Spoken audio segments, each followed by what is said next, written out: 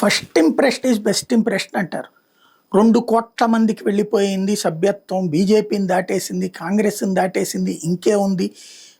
Cockroach Janata party అంటే జనం ఎగబడుతున్నారు అంటే ఎగబడుతున్నారు. ఎవరంటే పని పాట లేనటువంటి వాళ్ళు, ఇదివరకు ఏదో ఒక నోటికొచ్చినటువంటి కారుకోతలు కూసి రెబలిజం మాటలు మాట్లాడి ఆ పైన అందరి చేత చేత్కరించబడిన వాళ్ళు ఇప్పుడు తాము కాక్రోచ్ జనతా పార్టీని వాళ్ళ కాళ్ళే ఏది వాట్సాప్ గ్రూపుల్లోనూ ఫేస్బుక్ గ్రూపుల్లో పెట్టుకుంటున్నారు. ఆమ్ ఆద్మీ పార్టీకి ఇదివరకు అట్టగా పెట్టుకునేవాళ్ళు.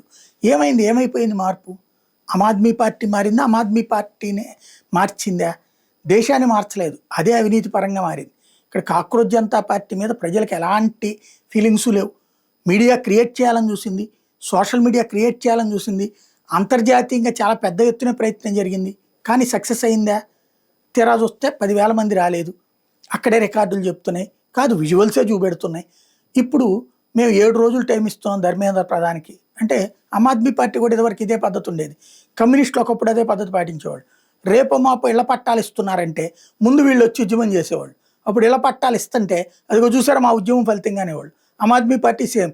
రేపో మాపో బీజేపీ గవర్నమెంట్ ఏం చేద్దాం, కేంద్ర ప్రభుత్వం అది తెలుసుకుని ముందుగా దానికోసం డిమాండ్ చేయడం, అది ఇచ్చాక అదిగో మా పోరాటాల ఫలితం అంటారు. ఇప్పుడు కాక్రోచ్ జనతా పార్టీది కూడా అదే. రేపో మాపో ధర్మేంద్ర ప్రధాని మారుస్తారు, మంత్రివర్గ విస్తరణ ఉందని, ఇప్పుడు అదిగో ధర్మేంద్ర ప్రధాని మార్చాలని పోరాడుతున్న, రాజీనామా చేయాలి అన్నటువంటి, లేదా మారుస్తారు అన్నటువంటి. ఇది ఒక డ్రామా అనమాట. వారం రోజులు టైం ఇస్తున్నాం, లేకపోతే ఇది చిన్న ట్రైలర్ మాత్రమే. ఇంతకుముందు అదేంది మొన్న ఏమని చెప్పావు, ఇక అయిపోయింది మీ పని అని చెప్పారు కదా. రాత్రి పగలు తేడా లేకుండా ఉద్యమిస్తా ఉన్నారు కదా. ప్రజలు నమ్మట్లేదు అన్నది గుర్తుపెట్టుకోవాలి. ఇప్పుడు పేపర్ లీకేజీని ఎవ్వడూ సమర్థించట్లే, అదే సందర్భంలో దాన్ని అడ్డు పెట్టుకుని రాజకీయాలు చేయడానికి కూడా ఎవ్వడూ సమర్థించట్లే. అది ఈ బొద్దింకలు గుర్తుపెట్టుకోవాల్సిన అంశం.